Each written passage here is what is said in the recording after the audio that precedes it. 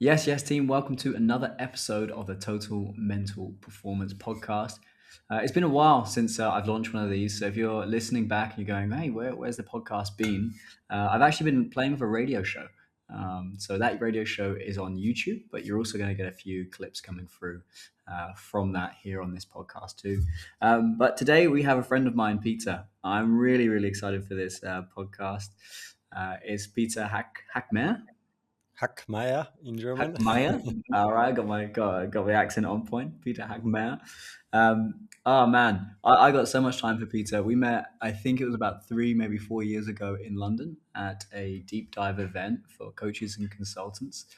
And the Peter's story, that some of the things that he's overcome, some of the things that he's changed in his background and his story is fascinating. So he's a coaching consultant. He works specifically with professionals, entrepreneurs, executives, people that have experienced success, but they're in their second half. And the question that gets louder for them is this all there is?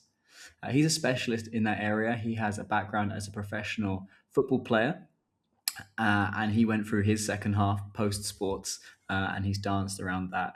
Peter, hopefully I've done that justice, mate. Please feel free to correct me, but yeah, that's my understanding from all our conversations as to what it is that you do and how you help people. You got it, Kieran. Thanks for having me. I'm really looking forward to this conversation. Always enjoying the depth and the inspiration I get out of our conversations. Yeah, likewise, mate. Likewise. So, give some people some background on your story. So, based in Austria. Yes, close to Vienna. Lived up in so was born and raised in the Salzkammergut, which is still one of my favorite places in the world, and I've been traveling a lot. That's northwestern part of Austria. Austria is tiny, many treasures, mountains, beautiful lakes. This is the place where I grew up, really on a lake, and I'm very happy to come back there every time in summer. But I moved to Vienna 12 years ago, met my wife, and then we have 3 kids already, 7, 5 years, and 6 months. Our Simon, the last one, and we moved out of Vienna on the countryside with a little house and a garden, and but still close to the capital where I used to work. Yeah. And you started in professional football. I think that's actually how we bonded. Obviously, me being a huge Arsenal fan and talking football, and yeah. So, tell me about that, because often in professional sports, that's where ambition is born. It's where the need Mm, to go out and win and succeed, and yeah. So tell us all about that. How did football start for you, and where did you take it? yeah. Mm. That's a big question. Football has been such a big part of my life. And when I go back, it's Peter, 5 years old, playing in the garden, playing with his neighbor, and then starting to play for a club. And that's already 32 years back. But I still remember that I was waiting so hard on finally getting the pass to be able to play also the championship with 6 years old. And it was has always been so fascinating growing up alone as the only kid. I was always looking for brothers and sisters and playmates. um, and I had just great coaches who guided me on the way in my personal development, but also in football. And to make a long story short, I transferred with 12 years to a Bundesliga club, so in the first division, SV Ried, where I grew up, where I made the professional career, where I at least started it. And this had such an impact on my life. And I realized that just years later, where when you can do what you love the most, where you're the most skilled of, where you get paid for, and at least thousands of people you are watching, also your friends, your parents, your fans. Um, that has been such a great impact in terms of what's possible in a life, even as a little Austrian in this big world, what you can achieve, and even more as we all know, to find my spot in a team. Who am I? Who am I in a team? Who am I in a professional career? And it just ended with 25 years. So, actually, kind of in the middle of a career, usually.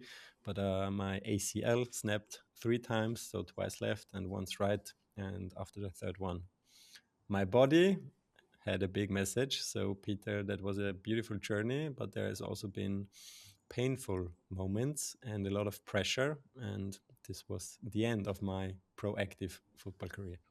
Hmm. What would you say was the hardest thing of being a professional football player for you? I'm a very sensitive person.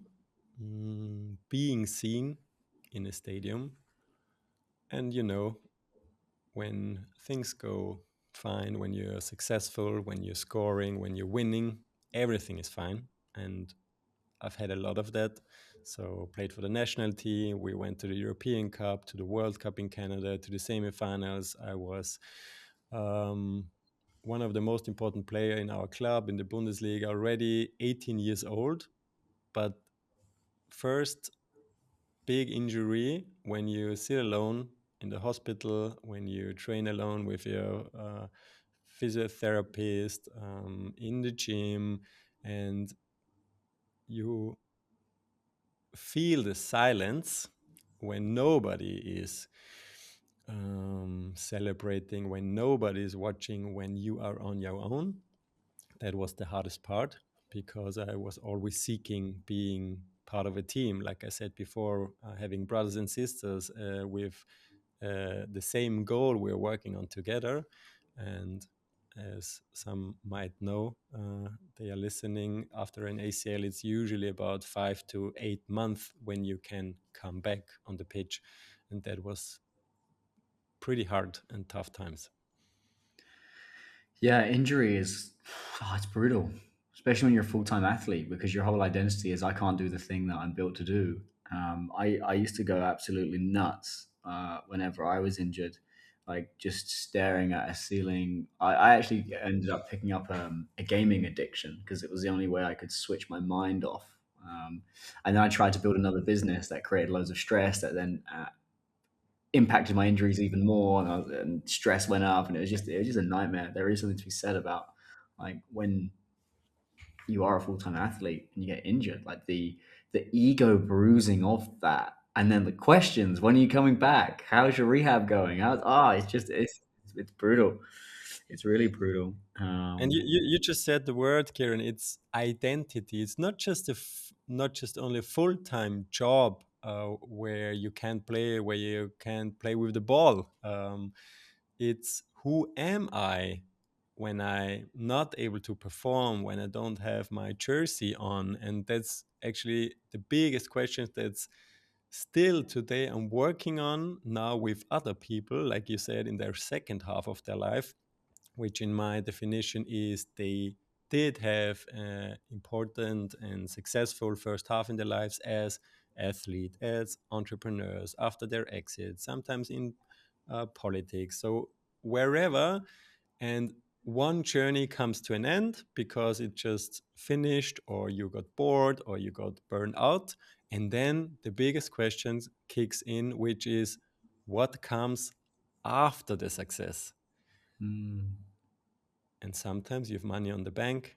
Sometimes you have a lot of friends. You have a big network. You have success on your vita. But what comes after it? And I'm not speaking about people retiring in their 60s or 70s. I'm speaking about people exiting in their 30s or 40s, where you still have usually half of your life in front of you. What would you say to an entrepreneur or a business owner that has acquired a lot of capital and they are in a position where they don't really have to work, and obviously they can't continue like that forever, but actually there's only so long, like there's no pressure to really do anything as a result, and they're stuck and they're playing like, well, what's the game I want to play next, or who is it that I want to become, and they're in that that J curve, so to speak. You know, they're in that they're at half time. You know, and they're looking around the changing room, and they're like, I don't even have to go out and play again. Like, what do I do? What would you say to those, or any questions or frameworks that you might have that could help someone? Hmm. For entrepreneurs, it's or for everybody, it's tricky, especially you if you don't have the pressure anymore to earn money. Because when you're really honest with yourself, for most of the people listening, including myself in my first half, it was also or a lot about the money and the status and the car and your house or whatever the adventures you can finance with this money. And what if is all of this is already in your bank account, and this is the pressure is gone, but also the desire of going away because of the money. And then, and you said framework, um, after working for 8 years now with people in their transformation, as I call it, from success to impact, also having impact again or impact on others, I find there is three inner key players within your inner team that help a lot. The one is yourself. So, who are you when you're not performing? Who are you without your success? And as you know, Kieran, and we're discussing this also in our mastermind, that's a huge question. And this is not like a to-do list on your bucket list. This is like a exercise for your entire life, because that usually changes as well growing up. So there are different stages in a life. Do you have kids? Do you have brothers and sisters, parents you want to care for? Do you feel you want to have bigger impact in the world? So there are bigger questions, but impact always starts at home. And what I mean with home is also my three little kids and my home and my wife, but even more my core. So my heart, my desire, my, you said playing.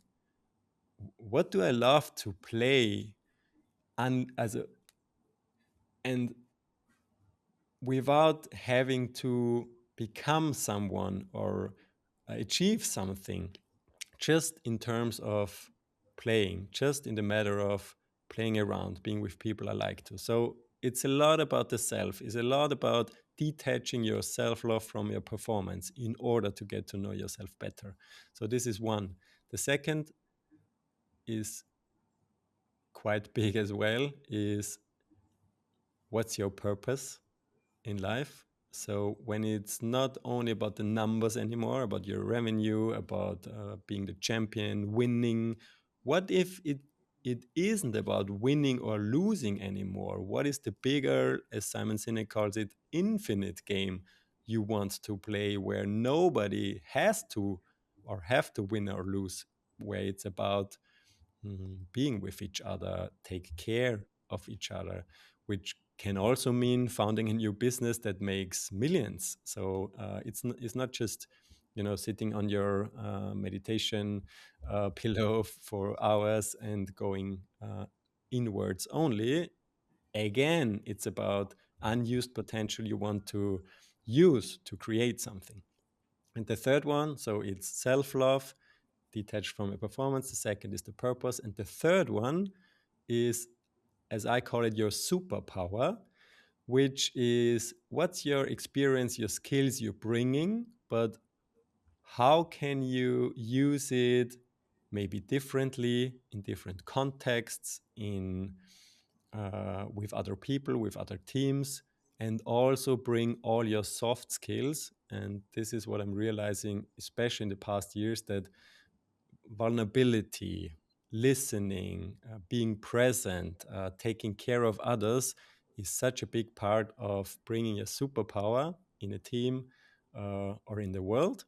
And if those three are balanced, if those three show up in your inner game, usually from inside out, you create something that's bigger than yourself, but where there's also an energy of creating, of joy, um, and of power, that there are forms and also goals again, and um, yeah, successes, but differently than in your first half, that you can see or touch or find in your bank account again. And that's just a different mindset how you approach and achieve things. What would you say you've seen for the players that are still in the changing room at halftime? What would you say the biggest mistakes are that keeps people stuck there? Mm, in one word, it would be ego. Mm, creating again from ego. And I don't think in black and white. I feel ego is always there somehow. It's just important to be aware of it. Um, and the transformation from me to we to us is probably the most important one, where you, with all your power, with all your self love, are part of the journey, but there is somebody else who can benefit from what you're doing. And I don't mean you need to, change the world. It's not always about the bigger picture, but the second half is always an energy of giving back, giving something to others, sharing stuff, and inviting people to your own journey. Where, and a good friend of mine always says, 1 plus 1 is infinite. So, where human connection is bigger than just the sum of the numbers. Hmm. Yeah, it's interesting. Like as I look at my own journey and as I'm exploring like some of these ideas around, hmm, okay, well, what does my second half look like, and what do I want to be up to, and what do I want to do, and playing around with some of those thoughts and feelings. I had a moment last week. So my parents' family dog passed away this year, and it was super sad. We absolutely loved little Bailey.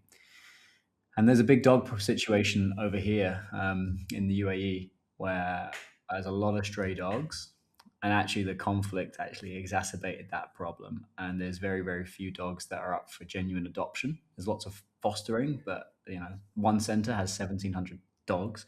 So I said to my parents, "Hey, if I can find you the right one, like, could I bring one over?" And I found one that they loved the look of, and the rescue center said, "Look, we're going to roll the dice. Let's try because you're flying in 3 weeks, and let's see. He might not be ready." And this poor little being, his name is Moby. He wasn't ready.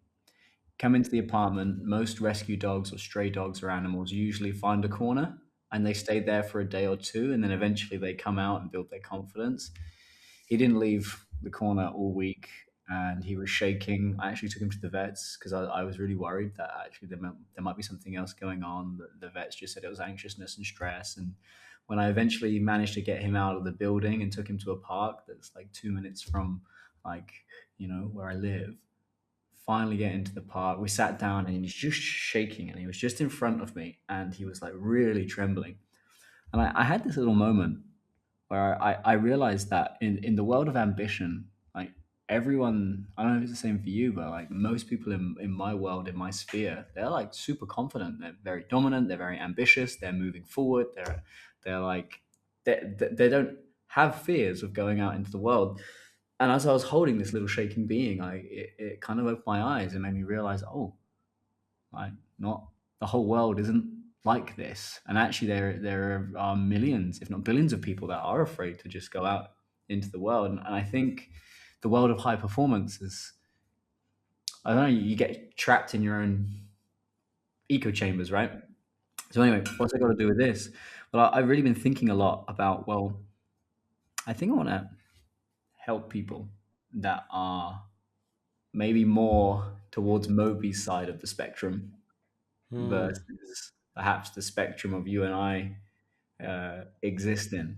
So, would you say it's playing with those insights and those experiences is what you're alluding to when you talk about um, me, we, us? when it comes to playing in that second half in a different way. Mhm. Ah, that touches me, your story, Kieran. What comes up for me is one of the biggest human desires is being seen, but also one of the biggest human fears is being seen. And what success sometimes does is like a layer, it's like a protection, is like the thing you show to be someone in this world.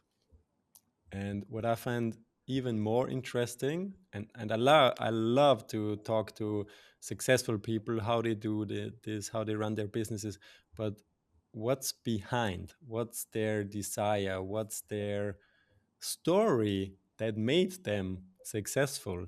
And usually, and I call this like from pain to purpose, and you notice that a lot of very successful people started because of a pain somewhere in their life, because it wasn't easy at home, because they were mobbed in school, because they wanted to become a pro football player, but they just finally couldn't make it, or they were not picked in the team, or whatever. And that usually leads to some mm, energies, to some great performances that are great. But to look behind, who is this human being, and what's the core values, and what's the desires, and combine them with the superpower, with the purpose to bring it into the world. This is the game I love to play with people and to discover.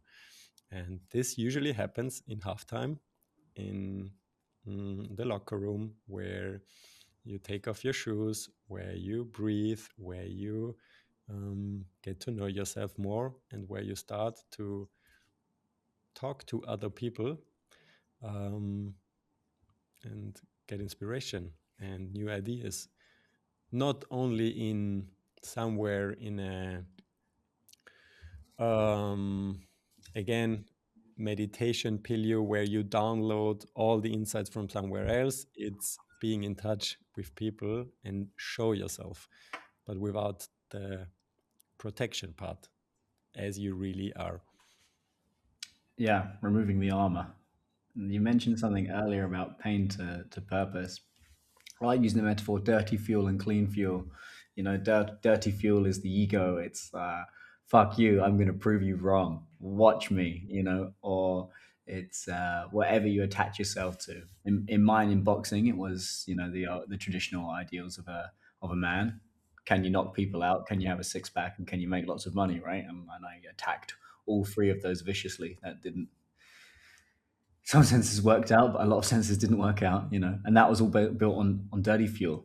And I think when you can recognize that dirty fuel and reprocess that, then you can start to operate from more clean fuel, which is being driven towards something, or moving towards something, versus um, being pulled towards something versus being chased away from something. And yeah, that's definitely something that I see myself, I see my clients, and same with you. It's catching. Well, hang on, is this fuel helpful, and is it not?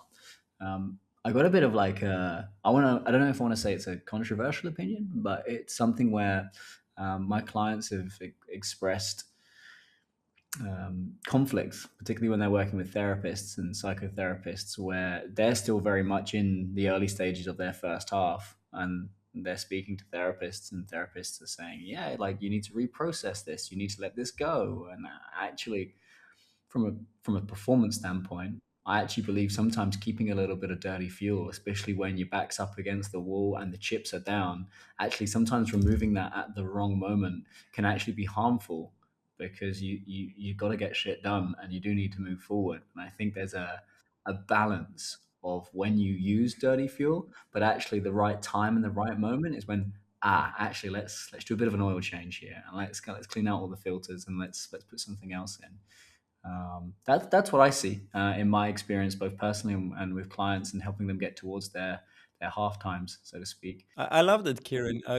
Can you say something more about the dirty oil you still seeing or feeling in yourself, but you are aware of using it differently? Yeah, like, I think we all have dirty fuel and we all have clean fuel, right?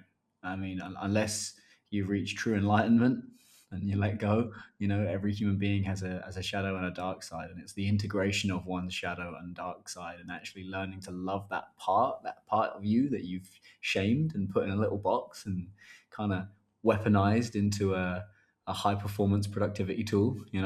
Um, like I think we all have that, and for me, it's like, can not going too soppy here, but it's like, can you get to a place where you can write in your journal every night, "I love you, mate," to yourself and mean it? Can you become Mm, your own best friend, even if the chips are down, even if things are great, even if things are not great, even if whatever's happening, can you still get to that place? So I think that's an important part, but that's not to necessarily excuse yourself if you're operating in a way in which you're unhappy with or outside of your values for whatever reason. So like, it's not deflection. Oh, it's okay, buddy, because you love yourself. No, you still hold yourself to a standard and go, not happy with that. Not happy with that mm, behavior. I can do better. But I think, yeah, for me, it's the acceptance of dirty fuel, knowing when it helps you, knowing when it doesn't help you, and then also not leading with it, but then also not ignoring it and then not accepting it. If that makes sense. yeah, that makes so much sense. And coming back to light and shadow, like Carl Gustav Jung says, and coming back to yourself, it is the sum of the light and the shadow, and it's about integrating both. And what I feel, especially like for the last month or in the last year, is being able to fight what differently than you. And I guess boxing with you wouldn't be a good idea. But I did learn to fight on the football pitch. Yeah. And that helps me so much also, again, as a coach, not people pleasing. And I have a huge history of people pleasing in my life. The nutshell would be to make my dad proud, being seen again, coming back to this. But today, as a coach, one of my most powerful tool, and that this is one you're really good at, Kieran, too, is the hot seat. So facing another human being, look him into the eyes, and not being nice just because I'm a nice person and I'm a sunny boy, but asking painful questions because you feel that's exactly how you can be in service. And that's a different energy. That's probably the clean fuel of going to a sparring and to challenge, but also support other people even more than just to be soft and cuddle them and to support them with nice words. And it's both again, but being able to fight is such a big um, ability and strength in our work, and I believe everywhere.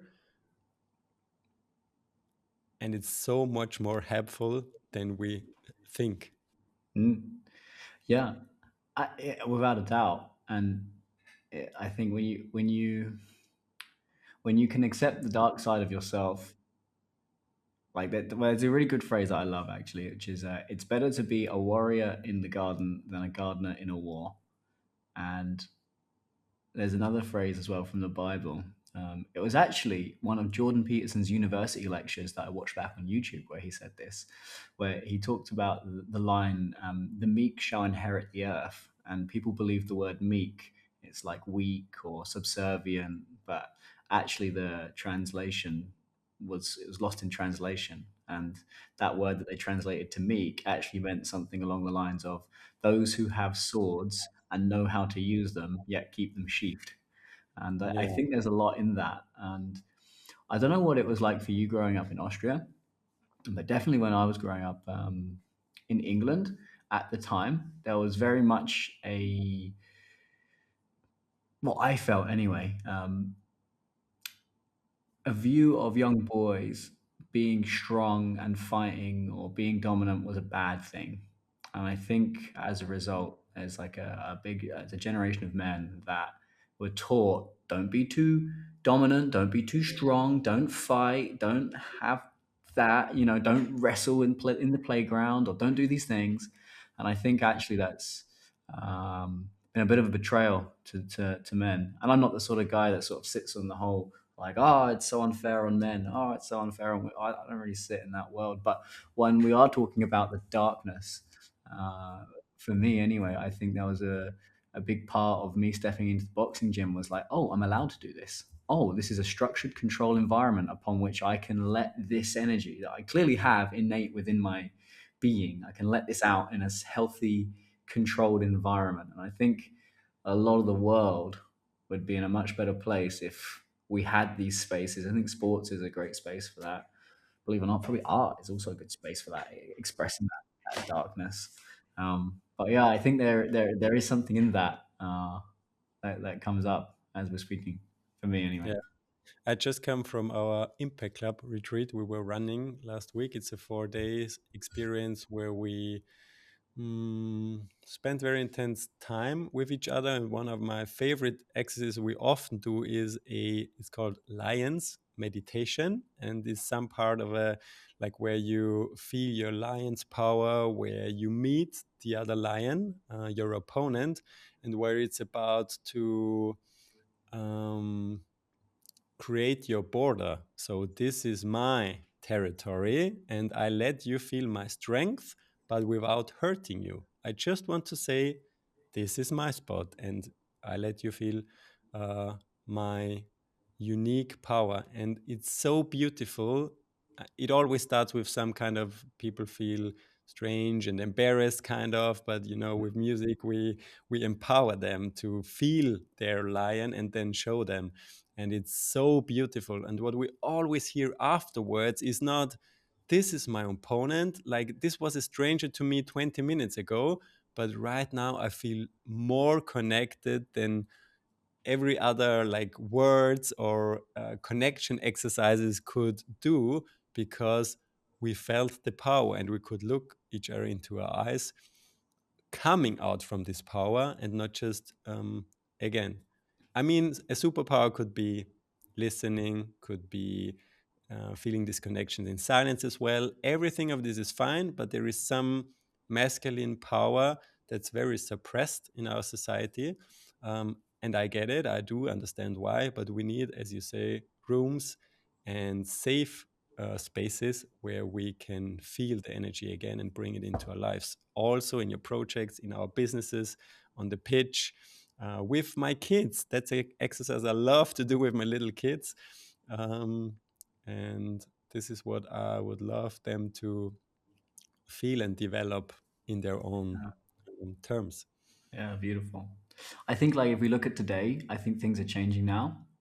Things like martial arts and sports are becoming a lot more mainstream, particularly BJJ and MMA and kickboxing and boxing, whereas before they were very sort of underground sports, so to speak. But I have this theory, and I feel like you're one of the few people on the planet I could talk to about this theory. And the theory is like in the 80s and the 90s, there was a lot of football hooligan culture. So football fans essentially meeting up before the grounds, before the matches and after matches, and basically just kicking the shit out of each other. And I actually think, and then also there was a lot of abuse from the stands onto players. I'm sure you experienced that, where yeah, like comments on the players, on their families, on their backgrounds, on their skin color, on their nationalities, on their religion, on their. I remember once there was a football linesman that had a ponytail. So everyone was calling him a lesbian. Like the whole game, that's all he got. Lesbian, lesbian, lesbian, like brutal. And I think that particularly that 80s, 90s, and maybe early noughties period, I think that came from uh, a generation of men that didn't have a place to, yeah, let their dark side out in a healthy controlled environment. So as a result, that was their way. Fight Club picked up on this theme in that film. They picked it up beautifully, which is, yeah, there's a whole generation of men that basically don't have that space.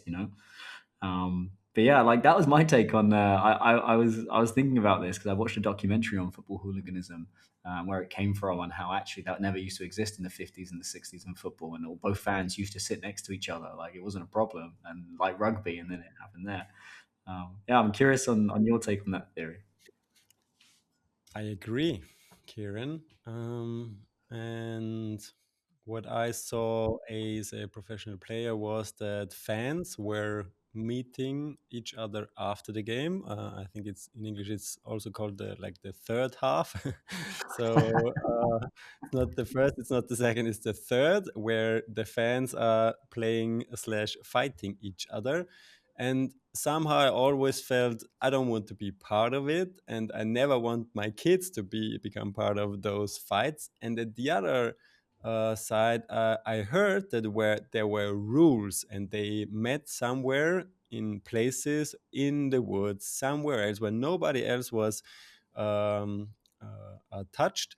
And I find it really interesting. And there were some there was aggression, there was anger, there was a space, but somehow it was a safe space where they could um, fight each other.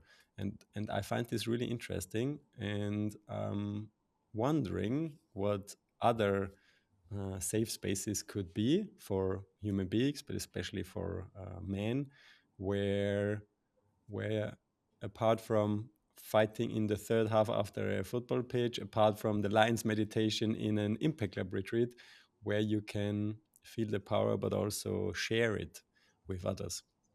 And yeah, I don't know if you have any ideas, exercises you do or you do with your people, if this is kind of an issue. Yeah, good question. So I see this a lot for men that experience anger.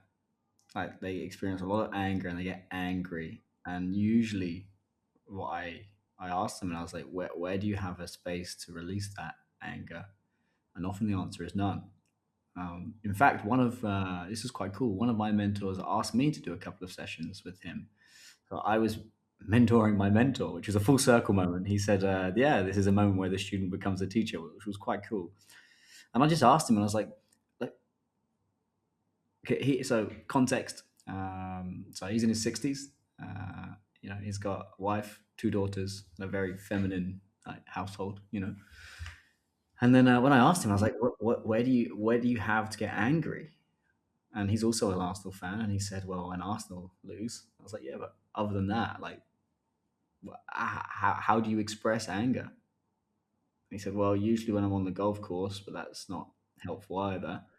I was like, okay, what else? He goes, maybe if me and my wife have an argument, sometimes I can like raise my voice, and I'm not too happy about that sometimes.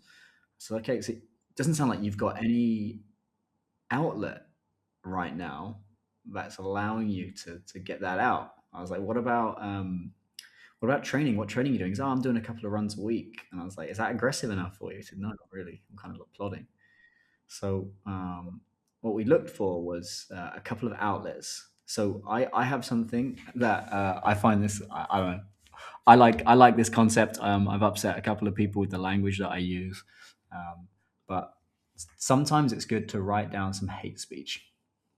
Sometimes it's good to get a journal, to get a piece of paper, and just write down hate speech and just write down whether it's a person or a situation or whatever, and write the darkest, most horrible things that your shadow or your chimp or your inner animal truly feels. That doesn't mean that you actually feel it or mean it, and you definitely don't want to send these letters.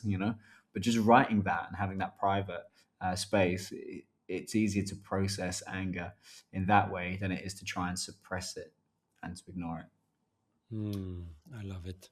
Yeah, that's the cognitive piece. Then there's the physical piece. So, um, yeah, this guy loves boxing. That's also how we bonded. Like he used to box, and that's how we connected. And yeah, getting him involved in some boxing, I said, "Can you get a pad man? You don't have to go crazy, obviously, with your hands and your elbows and your joints, but like, can you just like hit a few bags?" And that's what we did. We got him a pad man once a week. And then we had a big journaling session once a week. 3 or 4 weeks later, it's like, oh, dude, I feel amazing. I thought you were going to ask me about my childhood. I thought you were going to ask me about this. And I said, well, before we do any you know, uh, cognitive work, or we go into the inner child work and using techniques like timeline to go into childhood and reprocess certain memories. It's like, well, actually, maybe there's just a need not being met, you know? And I think, yeah, like having learning that anger is not bad. It's just emotion, energy in motion that just hasn't been moved. So simple, but yeah, And it we can make need to embody, or we need to feel it in our bodies, and not just understand. And sometimes what I see is behind the anger, especially with men, it's some kind of sadness that's lying underneath, um, not being seen,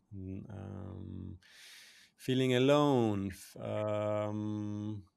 some pain again in their childhood, or where they were hurt, also as grown-ups. And I find it interesting to not just think about, but really feel the emotions while you're embodying, or um, yeah, so to discover all the consciousness levels, the thoughts, the emotions, the body, and also silence for sure, or writing, like you said. There is so many tools that can help to to feel what's underneath. yeah, yeah, 100%. There's something that came up in the conversation earlier, where we were talking about sparring in a coaching context and being able to ask each other the hard questions. And now it's so interesting. After this conversation, it's only just clicked about you and being an only child and wanting to build communities. And you're the one that's built our men's group. Like it was you that put that together. So like I only just made that connection. But Mm. yeah, in those calls when we all meet up, like we really hold each other accountable, and we really sit there and ask the hard questions. And I think something that's missing in a lot of high performers' lives is the power of being brutally honest with yourself, because that is the most vulnerable thing that you can be, because you got to let go of shame, you got to let go of self judgment of I want this and that's how I feel, or I don't want this and that's how I feel, and that's really really difficult. And I think once you start getting used to brutal honesty, there's no way coming back. I've been very fortunate for me. My background with boxing and software sales, it was very much you don't really have a choice. Like you have to be brutally honest with yourself because otherwise you're going to get knocked out. Or in software sales, you get fired because if you don't hit your number, that's it, you're gone. So they were very black and white sports, so to speak. Um, but yeah, like when I came out of those worlds, I was in such a shock. I used to upset people because I would ask them really hard questions like, well, just being brutally honest, for the standard at which you want to be at, is this good enough? And people would be in shock. They'd be like, are you saying I'm not good enough? No, I'm not saying you're not good enough. I'm saying, is this good enough? And do you want this or do you not? And I think that's like I've been fortunate to have like the mentors and the coaches, and I've been brought up in a world of that. But what would you say to someone that isn't used to that, or someone that has a lot of people kind of gently just prodding and gently going around the houses, versus someone that's used to like a world of just boom, right? Here's where we're at. What's going on? What we doing here? What I feel is that it needs at least some level of connection and trust. So there has to be some frameworks, some frame or some safe space. And you know what? I have a real story again from our retreat last week. It was in 3 days, and usually somewhere in the middle, again, halftime of our retreat, there is some peak, and there is the lions fight. Sometimes it's an awakening circle where we go deep in silence. Sometimes it's hot seats. And in this retreat, and there were a lot of introverts in the retreat, it was kind of with, I mean, there are very inspiring people I really like or love, and I get to know for years, but it was kind of boring for myself. Nobody really showed up, nobody spoke up. And then after uh, like after day one, in the beginning of day two, me and my co-host said, what's going on, and what can we do to heat it up, the space. And it was like, now we need to challenge them, we bring on the hot seats and the high flame even more. And what happened was so funny, that opening the circle, and we started with sharings, one of the people in the circle started to challenge me Mm. and my framework, because he was triggered of the purpose. Like he challenged me, do you really think everybody needs a purpose? Isn't that again ego, that I can say, I live my purpose and save the world or make it a better place?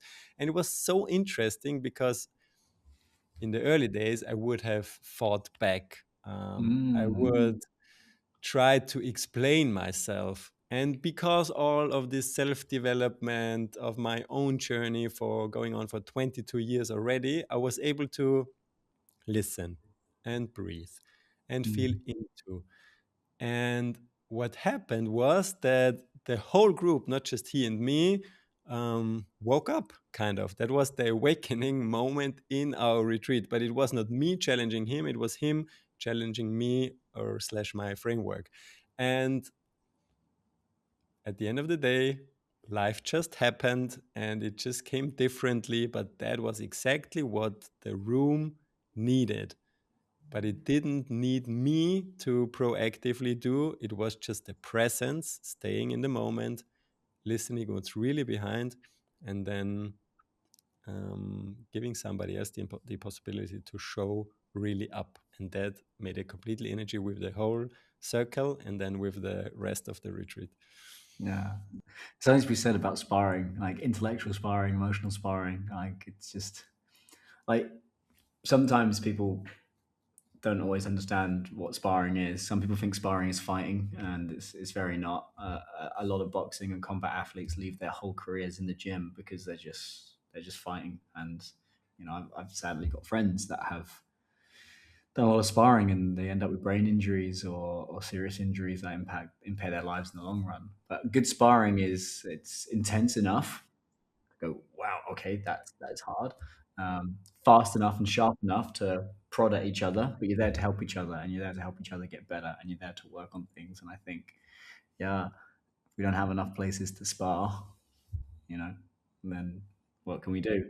I think that's probably why I love this work because I love sparring, and so a lot of this work is gentle sparring, and sometimes it's intense sparring. If I had one superpower, And one of your superpower is this presence, this hyper focus. You need to ask the right question in the moment, but coming from a place of service and love and connection, and not to fight against each other, but to fight with each other or play around. So I like your definition of sparring very much. yeah, well, I used to have a coach, Mick Delaney, from Dell Youth. So he coached George Groves and James DeGale, who are former world champions. One of them Olympian. Um, and I always remember at the beginning of every sparring session when we'd touch gloves, he'd just shout the same thing 3 times in a row: "Help each other, help each other, help each other." Don't kill each other, help each other. And I don't know, that for me was like it just really showed me like the power of these conversations and the power of being able to help each other, and if you have the right sparring partners, it'll be great. If you guys are on the same level, that's perfect. If you have somebody slightly ahead of you, that will help improve you. If you have someone slightly behind you, well, that's where you can work on new things and you can test and tinker and toy, or you can just remind yourself of the world class basics and just drill those in a bit more of a safer environment. So yeah, for me, you know, sparring, whether that's physical sparring, mental sparring, commercial sparring, I think all of it, it's a game changer for me. I if I had one superpower, someone asked me this on an interview when I was a boxer, and they said, "Well, if you could have one superpower, what would it be?" And I said, "The superpower would be I could spar for 3 to 6 rounds, and then I could click my fingers, and then I'm straight back to how I felt in round one, and then I could just keep doing this infinitely. Like that's how much I love sparring, and I think that's kind of why I've translated, that world into consulting and coaching and working with people because Mm. it's just so fun. It's so fun. Yeah. Um, there was one story that you shared that just really inspired me, which was about hazing. And I just wanted to we could spend a couple of minutes there. Um, I think it's something that a lot of men that I've certainly worked with, particularly from football backgrounds and rugby backgrounds, don't really have it in boxing. Partly because there's always someone that can kick your ass. So like we don't really have it. But you stood up to a cultural change over in Austria, which was then a framework that, as I understand, went across Europe. So could you share a little bit around what hazing is, how you stood up in that area, and yeah, and share a little bit about that. Thanks for the question, Kieran. Speaking about impact a lot, that probably if I would need to pick one apart from becoming a dad and having three great children in my life, and at least professionally, that was the one where I had and still have the greatest impact in the world. And that was when you made your way turning professional in Austria, and then I've heard that also happened in Germany and in other countries, in at least in Europe. They would actually there was a ritual where you went to a training camp somewhere abroad, usually in Spain or Turkey, so no media.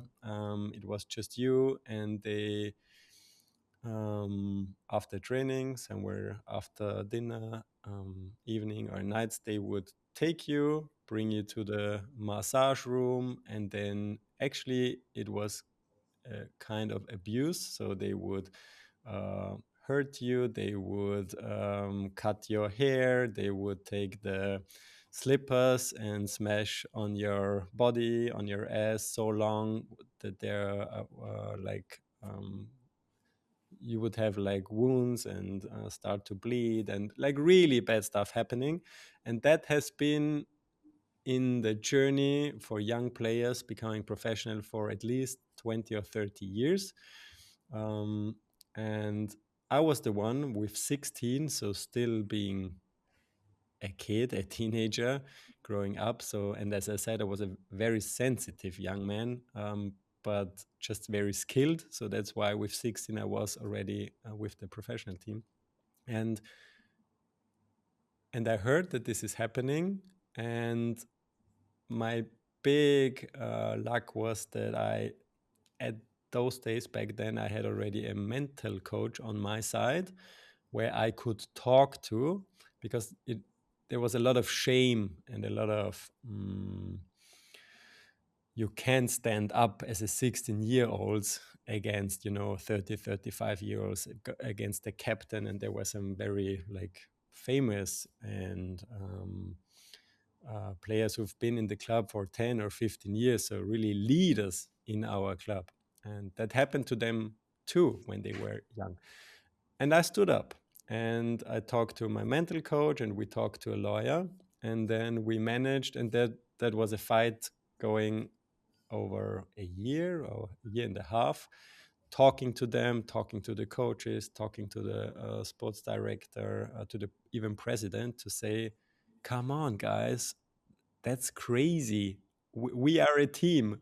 We are supposed on the weekend to run, to fight for each other against somebody else, but not within our team. And finally, to make a long story short, we did it. So, and I say we because it was a lot of support of the mental coach, of another player, and of the lawyer to um, get them to realize that this has to change.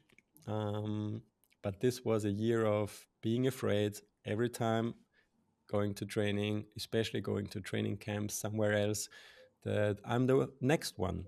And I did have experienced when my roommate, so in training camp, we've always been with somebody else in the room, it happened to him. and I saw how they broke him, and that was scary. That was really sad, and he never really could come back being a teammate for the team again. And he also transferred a year later to another club.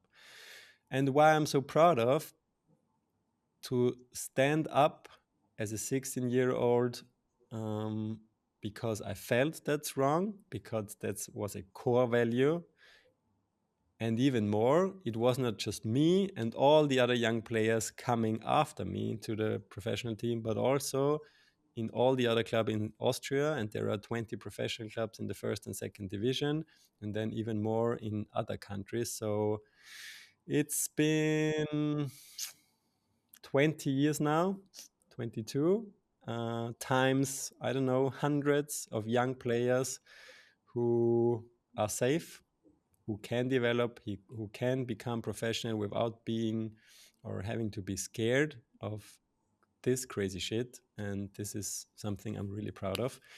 Um, and even more, having two boys, and the older one has turned 7, and he started to play football in a club last year.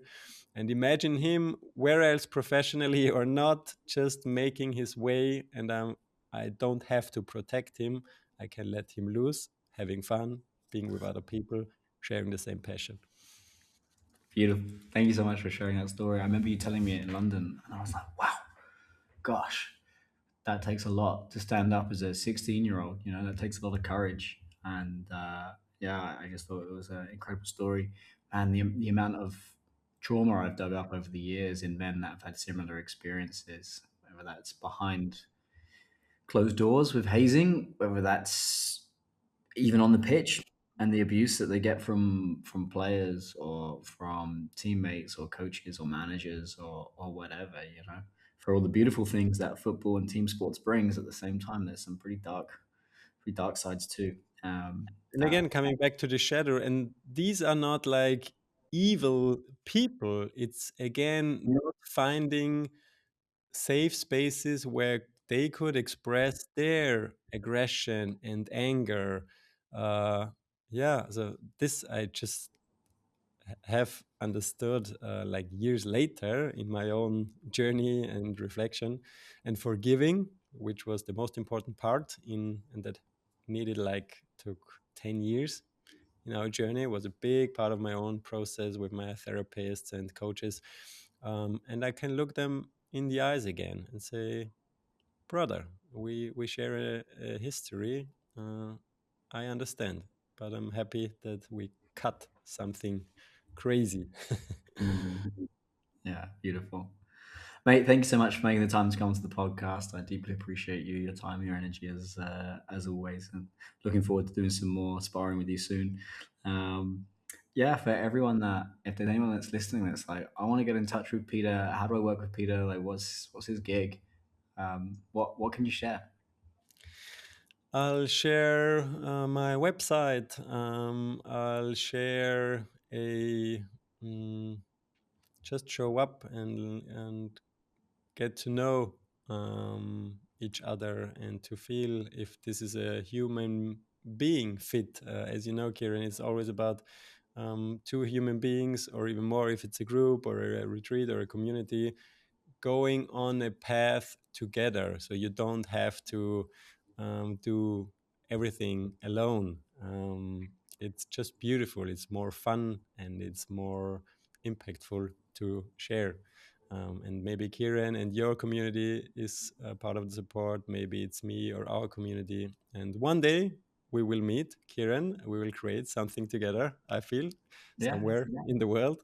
I'd love to, maybe including boxing and playing football yeah. and some coaching. Yeah, but uh, I'll share the link to my website in the show notes. Yeah, cool. If you can share all the links over, I'll put them in the show notes. Yeah, I would love to take you up on that offer one day. It'd be so interesting because, you know, um, for me, like the football side is probably the most weak and insecure side that I've got. my I think I told you before, my dad was my football manager. We were bottom of the bottom league, and I still benched every game. And it's so funny. I can be invited to a kick around. My whole central nervous system fires up into fight or flight and gets really like nervous and afraid. And so that would be funny for you to throw me in the deep end in an 11-11 aside match somewhere, and you just Hmm. see me floating around, not knowing what to do. I'll work hard and I'll chase every ball down, but that's all I got. So that would be good fun, and maybe we can get you doing some boxing as well. Yeah, Yeah. that'd be Let's great. meet up and maybe watch a Arsenal game. Yeah, Yeah, yeah, that's on yeah. my bucket list too. Oh man, if that's the case, then yeah, next season let's do it. Unless you got a few strings, because I used to work in television. Cool story about Peter actually. I I uh, I met a huge Austrian football fan. He was like the tour guide, and then I said. I said, "Oh, I'm actually meeting a former Austrian football player. Do you know him? His name's Peter Hackmair."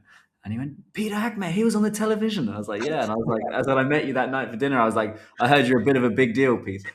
So if anyone that can pull strings on tickets, then yeah, Champions League semi-finals or finals tickets. If we get that far, then yeah, sure, I'll fly in. I'll fly in anytime, Peter. We go do that. Awesome. Yeah, Peter Hackmair once was a big deal in Little Austria. uh, Oh man, thank Thanks, you. Kieran. So good, Always a so pleasure good. to talk to you. Thank you. Big love, guys. If you like this episode, please share it with anyone that you think would be. I'd like to listen to it. All of Peter's links will be in the show notes. Feel free to check him out. He's a great, great man. And yeah, see you all in the next episode.